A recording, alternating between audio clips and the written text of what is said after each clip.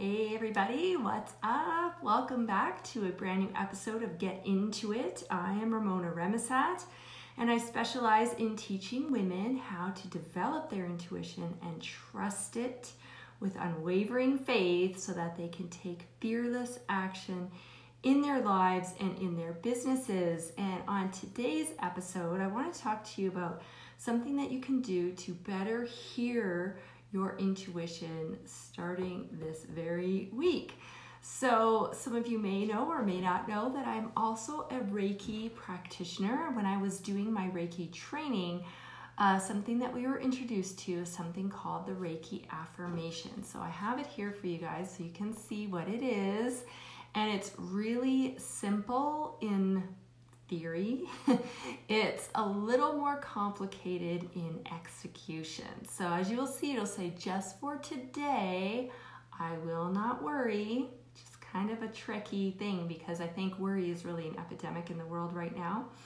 I will not be angry, right? That can be tricky too. We have people, circumstances, things that kind of get on our nerves.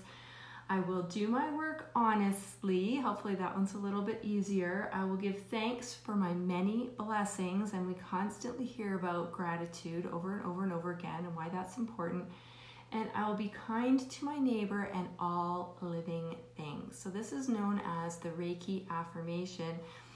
And what I wanted to share with you today is if you choose to even just take one of these and work with that this week, in doing that, it's going to open you up to being able to better hear or tune into your intuition. And why is that? Well, if we're worried, if we're angry, that emotional state makes it more difficult for you to truly understand or to hear. And I use hear as a loose term because we don't all get intuitive messages through our hearing. Some people feel, some people have a knowingness, right? But you get what I mean. When you are in a heightened emotional state, that is not the ideal state to be able to receive information from your intuition. So if you focus on not worrying, not being angry, that's going to help you, right? The same thing when we are being in a state of gratitude, that opens us up to better hearing our intuition. Also, when we are kind, right? Think of when you are kind, again, that is emitting an emotional or vibrational frequency that opens you up to better hearing your intuition. And the same as if you are doing your work honestly.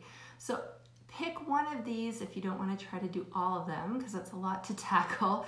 Maybe choose one and day by day, like it says, just for today, I will, and then give it a shot, one of these. And at the same time, notice if that's enabling you to better hear what it is that your intuition is trying to tell you. All right, so again, that's sort of a simple exercise that you can do that's going to help strengthen and hone your intuitive muscle. And we need to be doing intuition exercises all the time because then you understand how your intuition shows up for you, what it looks like, what it feels like, what real intuition is. And then when you really, really need it, in those moments that you have to make a really critical decision, it's easy and it's a no-brainer and you don't have to panic, and it just makes life so much easier. So that's the idea. We want to exercise our intuition all the time, build that strong muscle, and it is going to serve you so well through your life. And if you also have business, it is sort of like having a secret weapon in business because they don't teach that stuff in business school, and it can make all the difference. So that's what I have for you today. If you enjoyed this, please share it out. If you have an idea for a topic you'd like to see here covered around the idea of intuition, please share it with me and I'd be happy to bring it forward on a future episode of Get Into It. So enjoy your day, everybody. Share this out, and we'll see you back here next Tuesday. See you then.